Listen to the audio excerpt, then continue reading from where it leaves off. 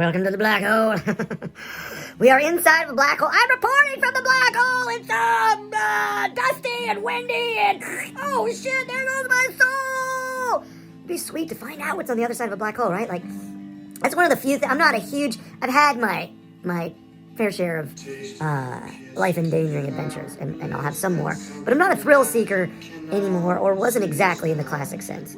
I don't ride motorbikes. Jumped out of a plane, but I didn't make a habit of it. I scuba dived. But there's so many people, you see all these videos, you're like, Jesus Christ, these people's testicles are made out of concrete. I mean, it's amazing. You see that one with a guy biking on the ridge? Just like, what? I hiked to the Everest base camp. I got there. I did not want to hike any further. Like, my take on being on the Everest base camp is, and again, it's not a small deal to get to the Everest base camp, especially when you hike from Jiri. Oh my God, instead of flying to Lukla. It's a 9-day trek in the winter, up and down across 3,000. It was awful and wonderful, because that's how that shit works, right? You wanna have an epiphany moment. You want your mind blown. Trek for 23 days in the winter, from 6 a.m. till 6 p.m. in utter exhaustion, and then it doesn't matter what you look at. it's gonna be an epiphany. Though in my case, it was reaching I can't remember, Dingboche or Tingboche, one of the Boches, in that valley up the Everest base camp, and scrambling up on some rocks. And my friend Jason and I have been under cloud cover, so we're in the Himalayas trekking in winter, and it's cloudy. Hadn't thought about that possibility, so just dead exhausted. Like, he and I barely spoke, not because we were mad at each other, just spent so much time together. We're so tired. It's like, we got to this lodge, dropped our packs, and we scrambled up these rocks, and the clouds kind of parted and lowered, and the sun came out, and I saw all the peaks, Ama de Blanc and Kalapatar and Everest, and I just cried. I was like, I've reached God. And I did in that moment. And a lot of it had to do with how fucking hard it was to get there. I was so painfully aware that if I just helicoptered into that moment, I'd been like, this is amazing. This is so pretty. Wouldn't have been the same. And that's a lesson I have a hard time replicating. I really am always looking for shortcuts, and I have like this very impish, lazy aspect of myself. Like, I have a code in there that's like, is there a way to not do the hard part?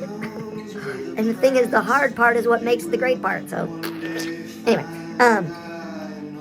but thrill-seeking is its own separate thing. So, I'm not exactly a thrill-seeker, but one of the few things that I would risk my life for, like, meaning I would sign up, if you're like, the odds of living through this are low. How low? Minimal. Probably not gonna make it, really. In fact, the best we could say is, like, you theoretically could survive that low.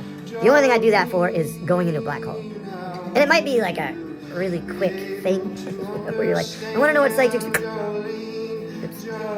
You're not aware or conscious of it after that, so you're not aware of what the experience is. But that'd be cool. Anyway, here we are in the black hole. And talking about bits and bytes and aspects of character in some ways. And a lot of you may have, albums, like in your photos, your iPhotos, your videos, you got albums, and then you've got folders, and then you label them, and then you get more of them, and then you can't figure out where to put a video. Sometimes, like, you ever have a great bottle of wine? Like, I love wine, but I'm not very smart about it. Like, I don't know exactly why I love a bottle or whatever. But sometimes it'd be like, wow, this is amazing. I'll take a picture of the label. It's so smart, right? I know I can't remember the name. I'll take a picture of the label, and then when I'm at the store and think I need great wine, I'll just, where did I put that? What's my photo? Right, along with 6,000 other things. I'll make a wine folder. Smart! Until you've got 6,000 folders!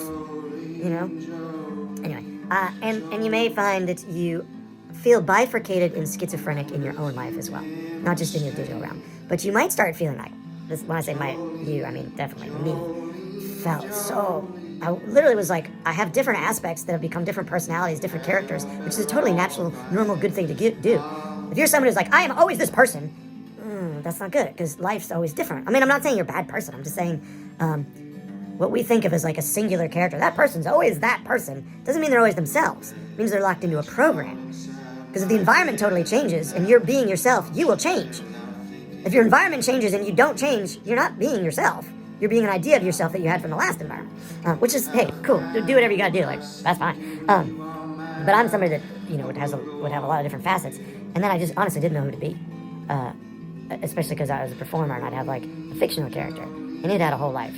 And then I'd have a music performance side, and also I was an actor, and then a writer, and then I was painting. And each one kind of has their own spine. in their own identity and wants to wear their own clothes and have their own catchphrases, and it's fucking maddening trying to know how to handle it. And I suspect a lot of us feel that way, even if we're not performers, you know. We're mothers and fathers and brothers and sisters and children and workers of a particular type and travelers, and each region of the world, our world, starts to look and feel different. It can be overwhelming because we've bited and bitted ourselves. And so part of bite that bit, bite it, you know, like a horse, bite that bit, is regaining control over all the bites that are ruling you. Bite that bit, you know? Like sometimes a horse, like, all right, as long as this bit is going to be in my mouth, I am going to bite it. Right? The horse recognizes, okay, this thing is leading me. Fine. Bite that bit. Take muscular ownership of the facets of your life that feel like they're leading you. And unify them, not by creating another bit. Like, okay, so the image I have of myself, my self-conception, that's all of my self-conceptions together. I mean, that's going to be a new self-conception. And it's like, Jesus, don't, trust me, I tried that. Oh, nightmare.